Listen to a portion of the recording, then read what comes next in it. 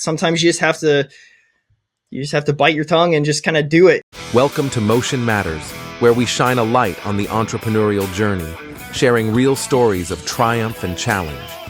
Guided by Jamie Tilka, we connect, inspire, and educate. This is Motion Matters. Hello and welcome to Motion Matters. This is the entrepreneurial podcast where we talk about the trials and tribulations of the entrepreneurial journey. Today, I have Christian Helms with me and super excited to hear his journey about how he came into the IT world and does a whole bunch of stuff with funneling, and it's got a lot of good nuggets that he's going to share with us. So today, I'd like to welcome Christian. How you doing? I'm doing good, man. How are you? Great. And we're here on this 4th of July, making shit happen, man, while everybody else is out there eating hot dogs and swimming in the lake. Yes. But here we are. So, hey, man, let's kick this off with you just giving us a little bit of background about yourself, like where you're from, and what was life leading into the entrepreneurial journey, and then kind of what made you come into there. And we'll take it from there, brother. I grew up in a small town called Carl Junction, Missouri. It's just outside of Joplin, Missouri, where I live currently. Joplin, Missouri only has about 50,000 people in it. So, I mean, small city living, to the max over here. I was always a huge fan of computers.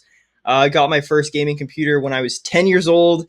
And I mean, just went crazy with it, learned how to code, started learning how to code at age 12, played a ton of video games. I actually got sponsored by Razer, the gaming company, a little bit down the line too. I ended up setting some world records in Call of Duty Zombies, Black Ops 1 and 2 to be specific.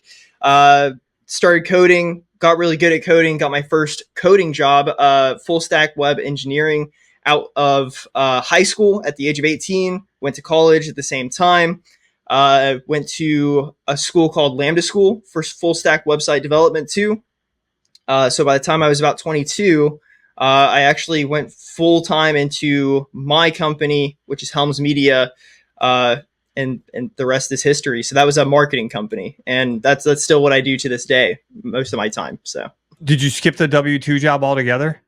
Technically, when I was 16, I worked at Best Buy, and then from 16 until 18, I worked at Office Max. So, and I was still making money from gaming from the age of 16 to 20, about there. So, yeah, I've not really had a W-2 job at all. Okay, I got a couple ways I want to take this, but let's just go a little bit because you've piqued my curiosity. I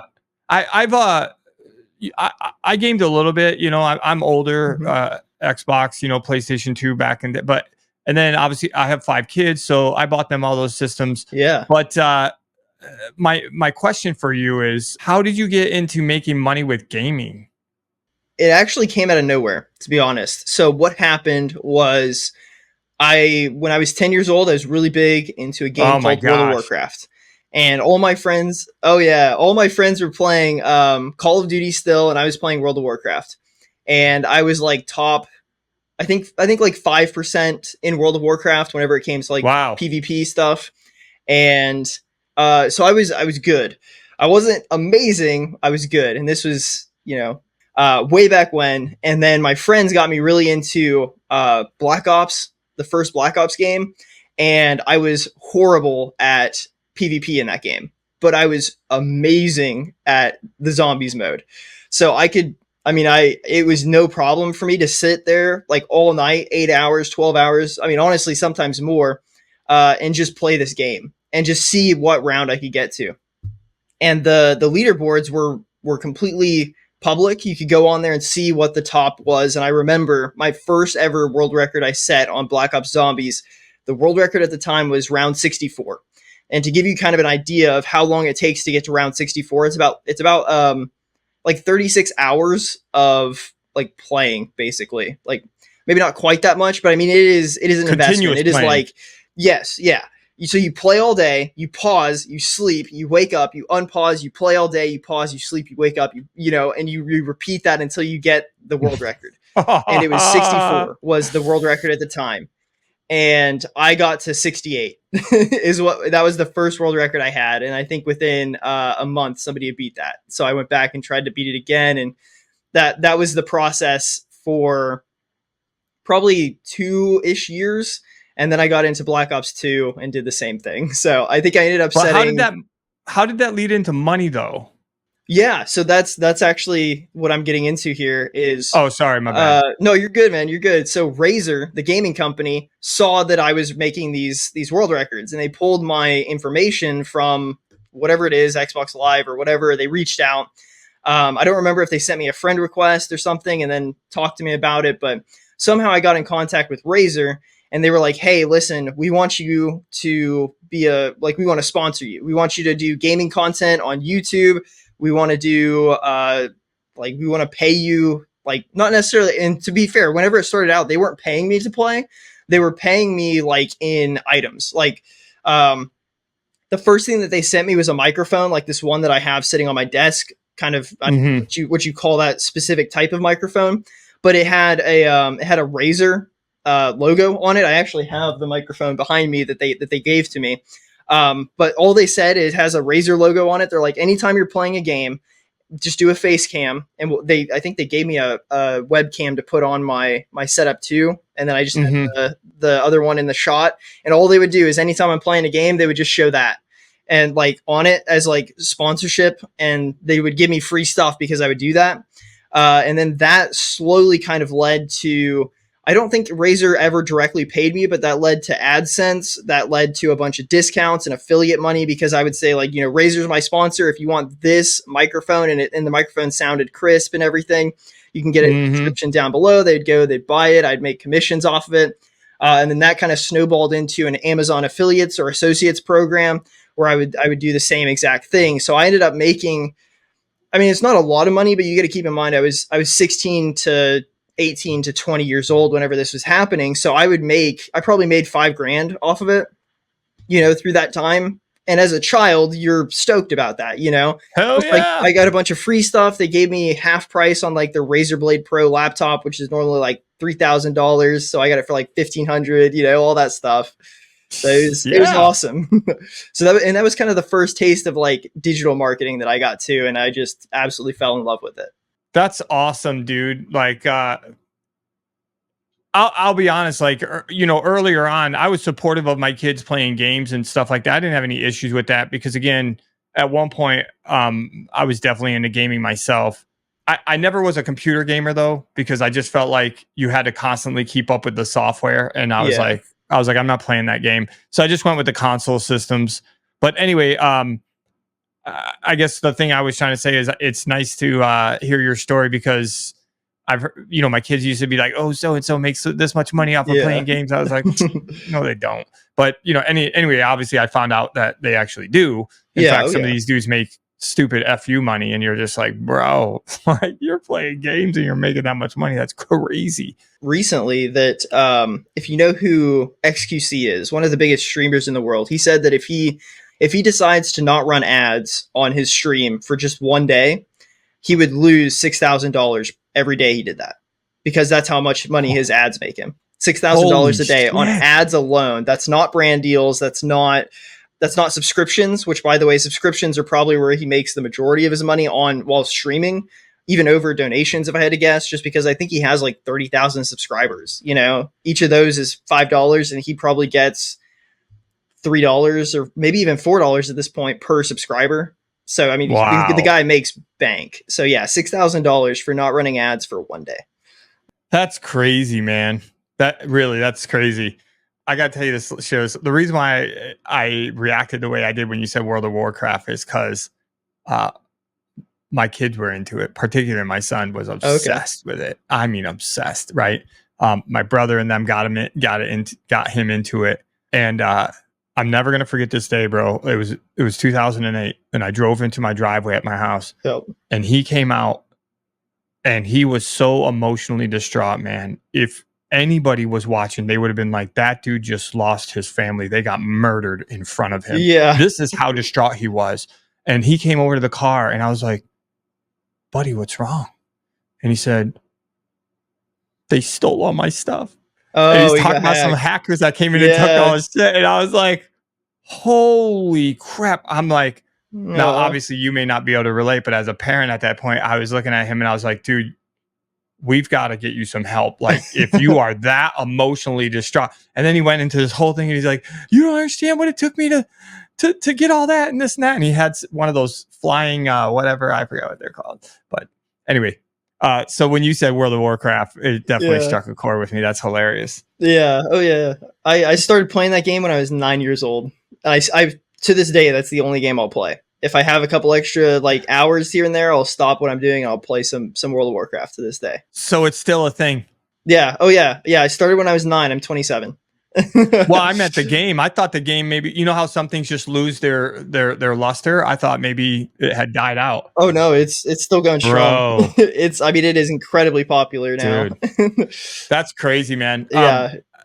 Thank you for letting me share that. I want to reel it back though to what you just said, because I'm super also interested in the fact that you basically, it sounds to me like you got your taste of entrepreneurship through that. It sounds like that also was not necessarily a planned thing. It probably just happened naturally. Yeah. But my question to you is going to be like, it's not typical in my experience to hear a ton of people that delve straight into entrepreneurship without like some type of mentorship or guidance. And I just wanted to ask you from your perspective, what made you feel like you went in that direction versus going after the typical W-2 job, particularly when you said you went to college for those things? Yeah. So, I mean, actually, like I said, I was a software engineer for 5 years.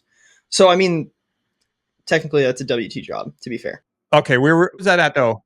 So that would have been from the age of 18 to 22. No, what company? Can you say? Oh, Fun Awesome. Yeah. Okay. Yeah. Fun Awesome. If you're a software engineer at all, I mean, you know who Fun Awesome is. They're the guys, they just make icons. Okay. That's all they do. They just make icons. So like, you know, if you're on Facebook, you know, whenever you're about to log in, you put in your name and your password, and then it says, you know, log in, and there's an open door with an arrow pointing in it. They make that icon. Okay. You know what I mean? It's like that kind of a thing. Like that's all they do. And I mean, they're an incredibly successful company because of that. But that's where I found my mentor. And that's actually where I realized that I didn't want to be a software engineer for my whole life. I wanted to do something different daily. And that's where I realized, you know, I can't just sit here and write code for 8 hours a day until I'm 65. It's just not for me. It's just not the thing. I love writing code. I do it to this day, but I like different looks at different things. You know, I like to record a video one day. I like to build a website the next, or even if I spend a week building a website, the next week I want to build something else, a funnel, editing video, whatever it is, you know, I want to do something else. But that's where I found my mentor. My mentor is one of the owners of Fun Awesome. He's the CTO. His name's Travis Chase. And I mean, he was pivotal. He helped me become who I am today. Absolutely. Yeah. Well, you just stole my thunder. You didn't steal my thunder, but this is one of my favorite topics to talk about is mentorship. And so I definitely have a couple of questions on that specifically, but just to fill in context for people, the whole point of this podcast is like, hey, what's Christian's story? How did he do it? How can his story empower me or educate me or inspire me to be able to go off my... So just for context, I'm curious, can you say what you were making at that time when you were at the software company? Oh, yeah. Whenever I started out, it was super cheap. It was probably, I mean, 35,000 a year probably. Okay. So. Yeah. Well, I mean, as an 18-year-old kid who doesn't have a degree building software, I was pretty content. Yeah, no, that's what. And I started off as an intern, also like a paid intern for them. Okay, so you're there at the software company, and then again, you already mentioned that you had a mentor, and that it had a pretty significant impact. Yeah. So I guess I'll kind of do it in reverse order from what I typically would talk about. So how did Travis impact you? Like what part of his mentorship helped kind of propel you towards, well, ultimately leaving and starting your own company? Yeah, I mean, just a lot of things. I mean, pretty much everything. So basically, Fun Awesome was founded in 2012. And when I came aboard, it was 2015. They had just got funding basically from Y Combinator, the same parent company that Twitch has or had. Airbnb, same venture capitalist group invested in them, and they were looking to hire people.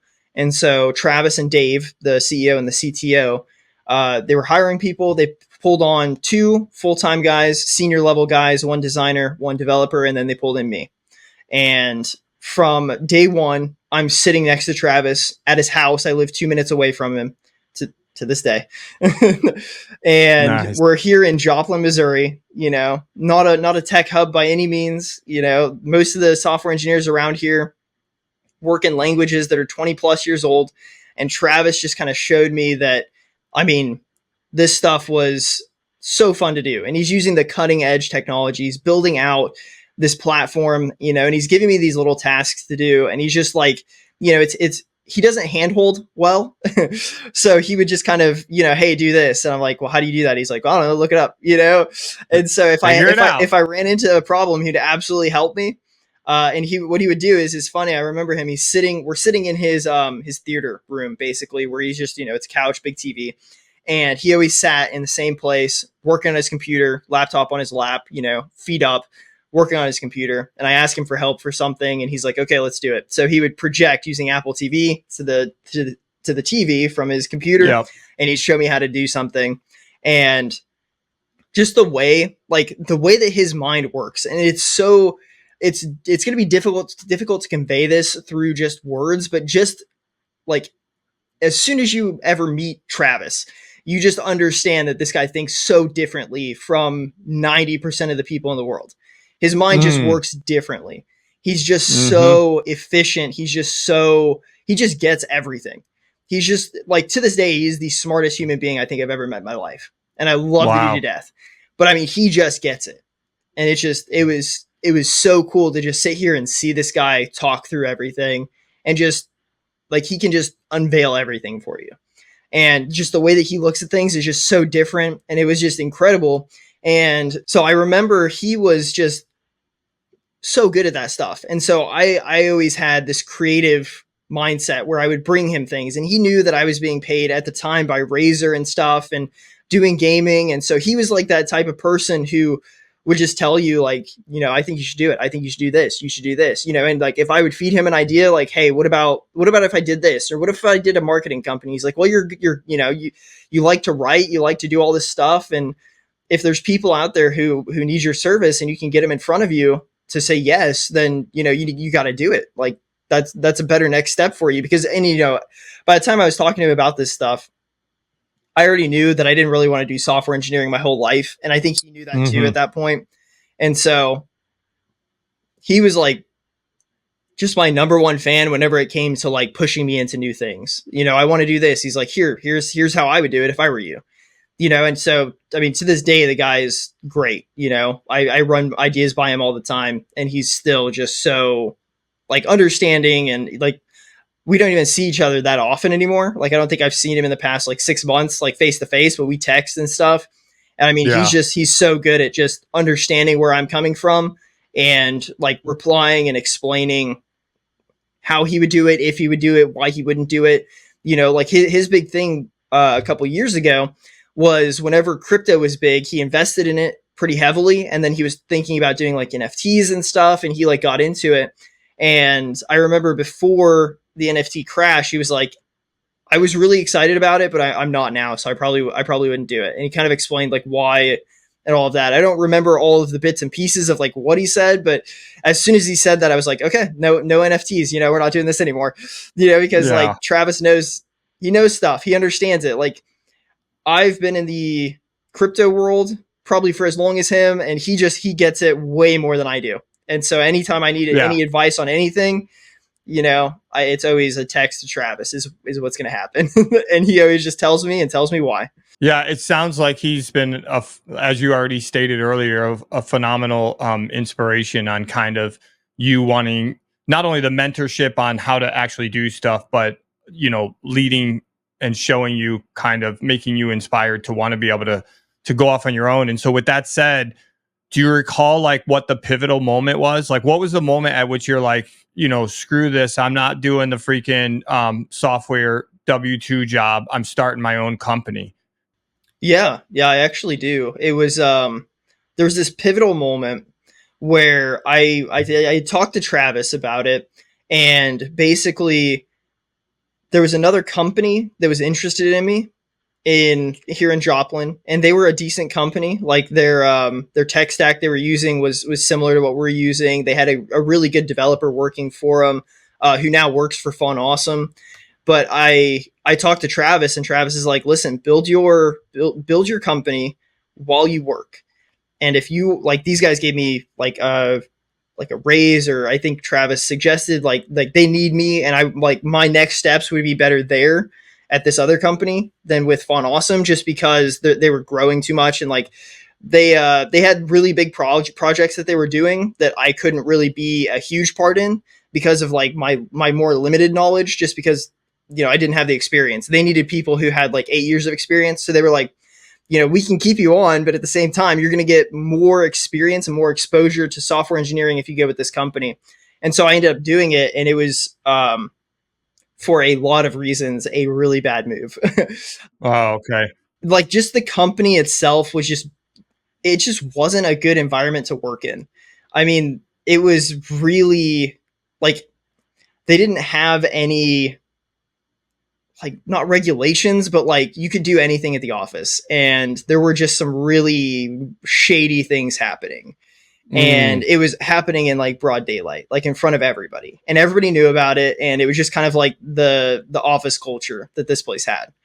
And it just kind of hit me that like, this is not, I don't need this, And so eventually, I think it was like 4-ish months in, or maybe a little bit longer, I split ways with that company. And from that day on, I was like, okay, I'm done with this. I need to do my own thing. And so that's what happened.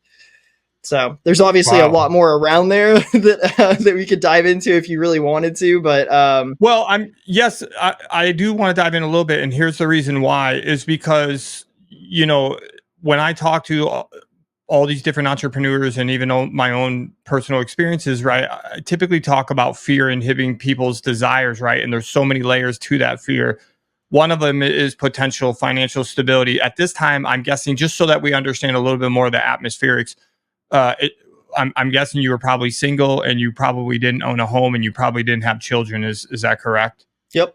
So I mean, the good thing for you is clearly you only got you. Yep. Like you have a lot of flexibility versus, I've talked to other people that are older and stuff, and it's like, well, I can't quit my job because my family situation and this and that. So it doesn't sound like financial strain was probably a concern for you, right? No, I could have lived on $1,000 a month at that time. Okay, so that's a great place to be in, which, by the way, kudos to you for the fact that you could live off $1,000 a month. Because I would argue by this time, okay, so you went to college, then you worked there for 4 years. So you were 26 before you actually launched your company? No, 22. So let's see, from age 18 to 22, 18. I guess maybe, I'm trying to remember. I may have actually started there when I was like, before I was 18, like 17 and a half. Until I was like 21 and a half. And then I started working at this other company for 6 months. So by the time I was 22, that's when I started my own company. Got it. Yeah. Okay. Yeah, but still, kudos to you. And the reason why I'm saying that is, most of us understand that a lot of our society, and I was one of the people that do this, is live outside of our means and get financially out of control. And then you're literally living paycheck to paycheck trying to figure shit out, and you got things just jacked up on credit card. But kudos to you. You did not do that. So it sounds to me like maybe one of your fears, was there a fear for you? For going into business myself? Yeah, taking that leap. Like, where are you going to get the capital, and how is a business going to run, and all these things? So capital was never an issue. Operations wasn't too bad. My biggest thing was getting clients, because I didn't know how to sell. I didn't want to sell. So my biggest issue from the time I started it until, I mean, even a couple of the start of 2023 was always trying to find a decent salesperson to sell, because they sell, I fulfill. I'm always the back end because I don't sell. And the pivotal moment was last year. I had this this eye condition. So I had surgery to fix a lazy eye when I was like 7 years old. Okay. And what happened was after it, my like therapy for it never really fully took hold. So, I mean, let me just kind of cut to the chase. I see 70% out of this eye and like 30% out of this eye. So everything's lopsided. So what happened in early 2023, and it actually happened on Christmas Day 2022 into the end of January 2023, was one of my eyes started focusing 40% faster than the other eye, which made my depth perception super off, made me feel super dizzy. I was sick forever. And I just felt like crap all the time. Yeah.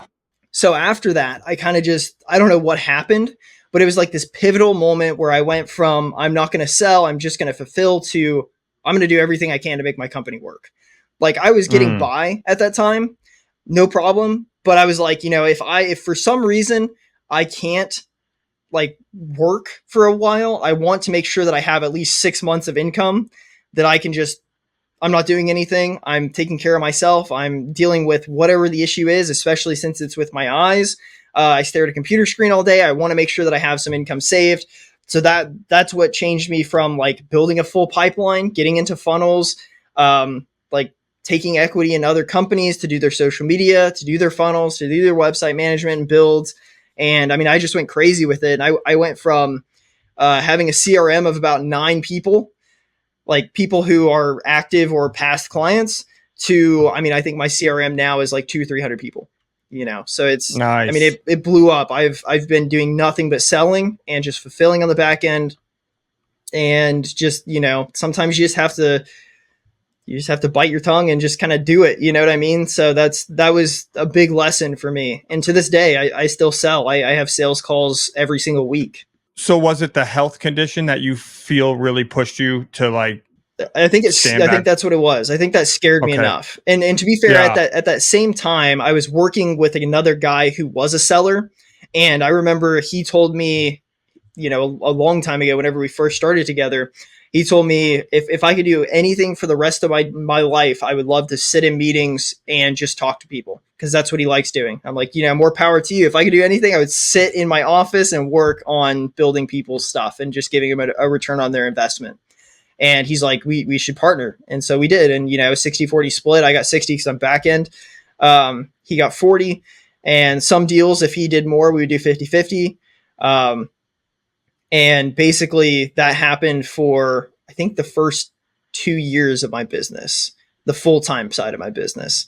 And we just didn't get a lot into it. Like he was just kind of, I mean, I love the guy to death. We're still good friends to this day. He just, I could tell like just his heart wasn't in it. You know what I mean? Like he wasn't selling. Okay. He wanted to get out of marketing. And then fast forward to that time in 2023, that's when he basically told me, he's like, yeah, I really want to get out of marketing. I'm going to start doing property investment and property management. And so that's what he does now, more than marketing. So yeah, I mean, it was kind of the combination of those two things. I was scared and I was scared. I was scared from the health conditions, and I was scared because I'm like, okay, well, I kind of got accustomed to just fulfilling. Now I have to get back out there and try to sell again. And I was like, I'm not doing this again. I'm just gonna sell. You obviously had a motivation to increase your skill sets and, your capacity, your capabilities is what I should be saying. Yeah. I mean, besides the health thing, which is interesting because I kind of feel like in many ways I'm actually in the process of writing a book right now. And that was one of the things that came out of there is, the question was like, well, why do you feel like you did this, and this? And I was like, I think I always wanted to do the stuff that it seemed like nobody else could do. That was the hardest, right? Like for instance, one of them, I learned Chinese, and they're like, why did you pick Chinese? I was like, well, one, they were paying $20,000 bonus. And two was because it was super interesting and I knew it was challenging. So I think that's super cool that you actually decided to go, for lack of a better term, into the fire, right? Like I'm going to face these things I'm not super comfortable, nor I shouldn't say not that you're not comfortable, but you said, I don't enjoy selling, but I realize that it's a necessary thing. And so I'm going to increase that capability. And that's huge, dude. That's good job. Yeah. Yeah. And it's something that I've always been a good salesperson. It's just not something that I enjoy. And it's like, if somebody hands me a lead and it's a hot lead and I can get on a call with them, talk to them like they're my old friend and sell them, I love it. it is one of the most fun things. But what I don't like is whenever I'm calling a cold lead, or, like back when I used to work at Office Max, we'd have somebody walk in, go in the printers. I'm the only person who knew printer stuff, or not, maybe not the only one, but I was the only one available, so they're like, Christian, somebody in printers, go talk to him. I hate that. I hate talking to a complete stranger because sometimes they're nice and sometimes they're just so mean. I'll never forget it. This old woman was in the printers, and I go up to her and I'm like, are you finding everything all right today? And I mean, no joke, she stares at me. She just turns to me and like looks at me, and like she's just trying to stare me down, and she's like 5'2", and I'm like, is that a yes? You know what I mean? Like, and it was so funny because she was just so mean, and she came in a couple of times, would never buy anything, but she would just come in and just try to stare down employees that talk to her, or just be super rude to them. And that was just like the epitome of like a horrible like experience for a salesperson. So I'm like, I need as few of those as I could possibly do. But whenever it's somebody who I'm confident I can help, I love talking to those people, because I love talking. I love helping people, and I love being kind of the guru on a subject. So if I can help you, I will talk to you all day about it, because I love selling at that point. But I just don't like I don't like cold calls, cold emails, anything with like somebody who I've never met like before. That's just not my thing. I would say that I have a lot of similarities to everything you just said. I'm not necessarily too bad with, cold calling. I just have to believe in the product. Yeah. Right. And that's why I tell people, I'm like, if I believe in the product, it's I'm not gonna say it's easy, but it's easy. Right. It's so much easier. Yeah, because it doesn't feel like you're selling because you believe in it. Right. Right. You're just solving a problem. That's all it is. Hey, let's transition into your business though. Can we dig a little bit into the weeds? So let's talk about what it is that you do now. What's your business? Yeah. So the business that I am really getting into growing right now is called Sales Funnel Science. It is all about helping small businesses and entrepreneurs grow with funnels. And at the end of the day, funnels are a way to just get leads and sales online. So that's the whole focus of Sales Funnel Science. That's all we do. And it's you and you still have another partner with it? Yeah. So I have my time in funnels is, I'm just over a year, right? Like I said, after my eye thing, I got into funnels a lot more. Yeah. My friend, Bobby Martinez, is the other guy who owns the company with me. Bobby has done funnels for 25 years. I think he's like 54. Older guy, sick of dealing with clients and all of that stuff. So that's why he joined me on this one, because he's like, man, I just want to build funnels. I don't want to deal with clients. I just want to build funnels. And I'm like, that's perfect, because I don't mind dealing with clients, and I want to learn how to build funnels like you build funnels. And this is a guy who has made clients like millions with funnels. The guy is probably one of the best funnel builders in the United States, if I had to guess. Like the guy is incredible at what he does.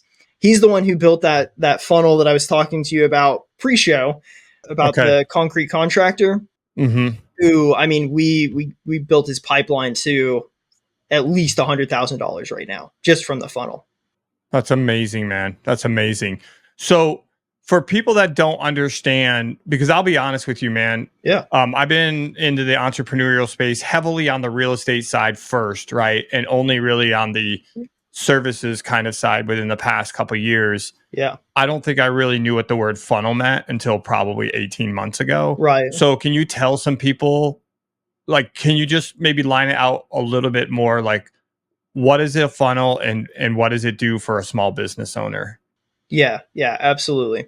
So a funnel, right? Just picture a basic funnel. And if you're listening to this on audio only, my hand gestures won't help you here, but think of a funnel: top level funnel, mid level funnel, lower level funnel, bottom of the funnel, right? It starts very wide and it comes down to being very low. The top level of your funnel it's what your traffic comes from. It's organic or it's paid traffic, right? Social media, blog, email list, paid traffic through Facebook ads, Google ads, whatever it is. That is the top level of your funnel. Okay. You're getting people into that top level of your funnel with an ad or a video post, whatever it looks like. Then what happens is you're giving them value in order to move down your funnel. So this is going to be through what is called a lead magnet. Your lead magnet, you've probably seen a million of them online at some point. Your lead magnet is just simply what you're giving somebody for free in exchange for their name, their email address, their phone number. Mm-hmm. Usually that lead magnet needs to give them an instant win. It needs to pack a lot of punch. It needs to have a ton of value in it. It can be a challenge. It can be an ebook. It can be a course. It could be a checklist.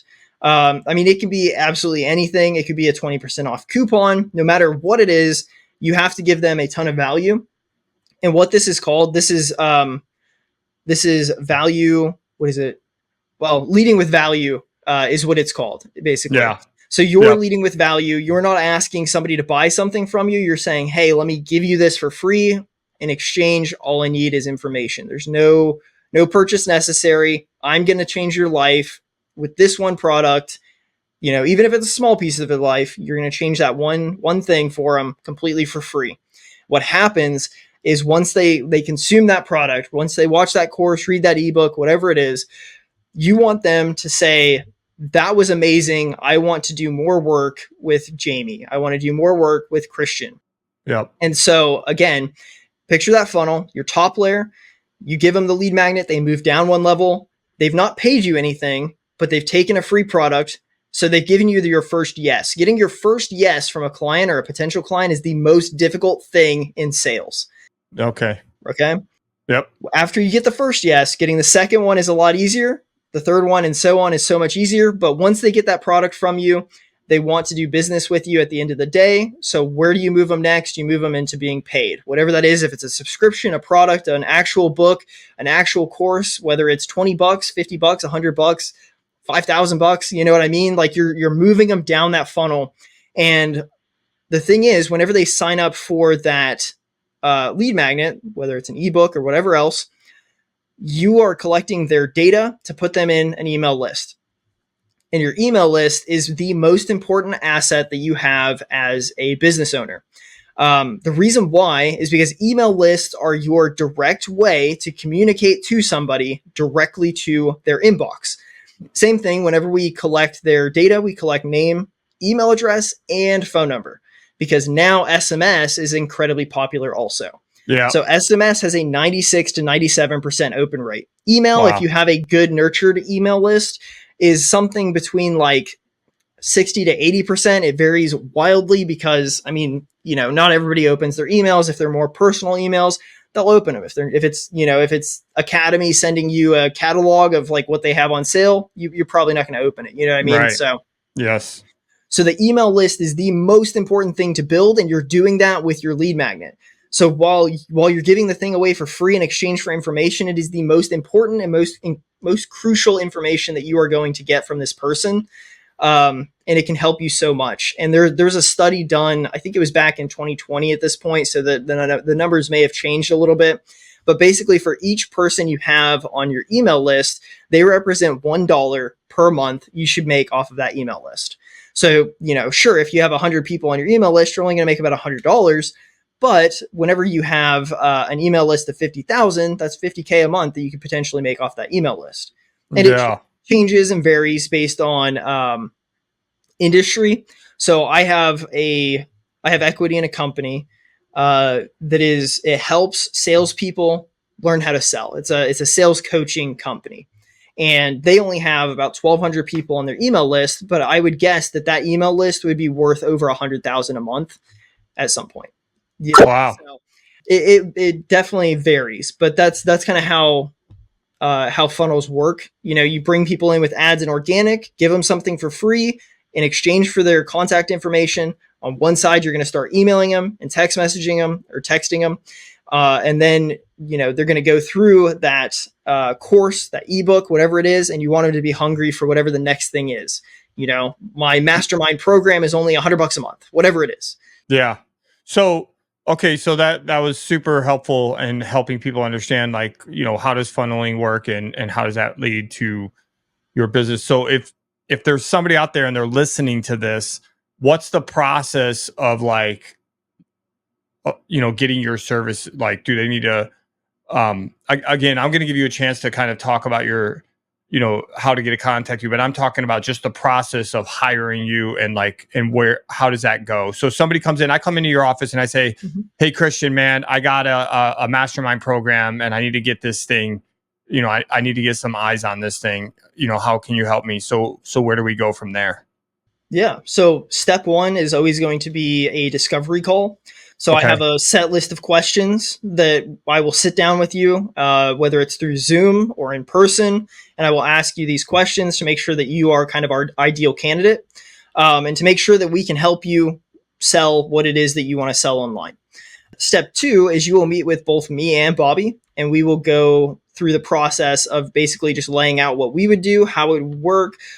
We have a guarantee, basically, we have a down payment portion and then a monthly portion. So let's say that the down payment part is $5,000 down, and then $2,000 a month to manage the funnel, create ads, and continue all of that stuff. What we say after we give those people the numbers is basically, so listen, if you do not make every dollar that you put in with us here at Sales Funnel Science, if you don't make all of that back within 6 months, we will work for free until you make it back. The reason why we give that guarantee is to take it, it's risk reversal. We don't want any actual money coming out of your pocket. Our job is to make you money. If we don't make you money, we are failing. And if we're failing, we don't deserve to be paid. Now, do you want to know how many people have taken us up on that offer and not made their money back? I'm going to guess because you're asking me, it's zero. Yes, it's zero. It is absolutely nobody. So that's really good, man. That's really good. So our processes work really well. So that's what would happen. You'd have the discovery call to make sure that we can help you. If we can't help you, we would basically just tell you we're not here to waste your time. That's why the call is only 15 minutes long. We would email you the result afterwards. And then if we can help you, we would send you an email or a text afterwards and say, hey, listen, we think we can really help you. Here's kind of a 30,000 foot view. And I would text it or email it to you and just say, these are the things that we would do. Let's hop on a call, schedule a Zoom call. I would send you a link to my calendar. You book your call with us. Bobby and I are on the call. We walk you through everything. If you like the sound of it and you want to move forward, we move forward from there.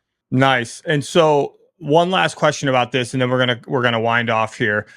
So they say, great, Christian, I'm all in. I'm going to do this thing. I'm going to give you my down payment. We're going to move forward. And so you guys build this funnel out and you get stuff happening. Mm-hmm. Who's responding to it? Is it the client that's hiring your services, or do you guys have third-party people that turns them from cold to a warm lead, or how does that work? So that's the really cool thing about funnels is funnels have workflows, and workflows, the whole purpose of a workflow is to warm people up. So if some people, whenever they join the funnel, it's 3%. That's the amount of people who are ready to buy your thing at any given time. Those are the people who are in the buying mode, if you will. 3% of those people will land on your funnel, take everything you have to offer and buy. The other 97% are not ready. And there's a breakdown of that. Who's warm, cold, freezing, you know what I mean? Anybody who comes in, they will all go into different buckets. It's all segmented out based on what they do in the funnel. So if they take the offer, awesome. They've taken the offer. They're considered still cold traffic, but not freezing cold traffic. But if they take the offer, you send them to another page that's maybe an upsell page. Get my, I don't even know what it would be. Just, get this ebook for $24. Yep. Or even if it's $2, you know what I mean? And they buy it. Those are no longer cold leads. Those are warm leads. And then you have people who come in, they do that, and then maybe you send them to another thing and it's book an appointment with us to figure this out. And they do that. So only a very small portion of people are going to go through that whole process, right? 3%, like I said, are going to go through that whole process, take advantage of everything, give you all the money, blah, blah, blah. The other people, they fall off at different stages. So depending on where they fall off, depends on how we market to them. Okay. And all of that marketing is going to be automated starting out. It's all going to be custom to each person in each of those situations, right? They take the ebook, but they don't do the next thing. So here's what we want to do. We want to make sure that they're reading the ebook, getting good value out of it, maybe even send them a personal text or a personal email from the CEO of the company to make sure that they're doing well. you're also going to start warming them up. Here's some other free resources. Here's this program that we just launched that is perfect for people like you. It's $100 a month. You know what I mean? Like, yeah, send some feelers. Yep. And start warming them up. But that's the whole process. So a lot of it is automated. Whenever it comes to actually getting on an appointment, closing people, it is always going to be on the shoulders of the business owner at that point. It's not on us. Like I said, we can send you as many leads, as much traffic as you want. Whenever it comes to leads, we can't close leads. You have to close leads. Whenever it comes to sales online, if you're selling an ebook, we can sell it like crazy. That's not a problem. Awesome, man. That's super interesting. And I'm glad that you explained it and went into depth because, honestly, some people don't want to go into that level of depthness. So I really appreciate that because people that are listening to this, hopefully, particularly newer people into the, small business entrepreneurial world, this will help them understand the value that this brings. And so, yeah, I appreciate you really taking the time and kind of breaking that all down. Absolutely. Yeah. So from here, we're going to kind of wind off. But before I, close it out and give you a chance, I like to ask you, is there any particular, podcast or a book or a show or anything that you, have been listening to or reading lately that's real, just you'd like to share it with everybody because it's been a real, inspiration or it's provided you some knowledge base and stuff? Yes, absolutely. The book that I'm reading right now is called Sell Like Crazy by Sabri Subi. I got it right there, bro. It's right over there for me. I was super tempted to get up and go get it while you were talking about that and come back with it. But yeah, that book is one of the best books that I've read in quite a while. And behind me, this is my bookshelf on this other side. You can't see all of them, but I have so many books over there. Yeah. Sell Like Crazy is $2.99 if you buy it off of his funnel. That includes shipping. So it's a free plus. Technically, it's called a free plus shipping. Okay. But his funnel is awesome. I absolutely love the funnel. The book actually takes you through the process of learning how to actually build a funnel without you really knowing how to build a funnel. Like even by the time you're done, you're like, oh, I did exactly what Christian was saying, but I didn't realize it because he explains it so well. It's a great process. It's a great book, and I highly suggest it. Plus, it's $2.99. You know what I mean? Yeah. You can invest that in yourself, I promise. Great recommendation. Thanks for sharing that one. That's super awesome. One last question, and then I'm going to let you sign us off here with your information. What's one thing that you would say to an aspiring entrepreneur to try to help them, step off that proverbial cliff and take action on their dreams or aspirations? It's a good thing. That's a really good question.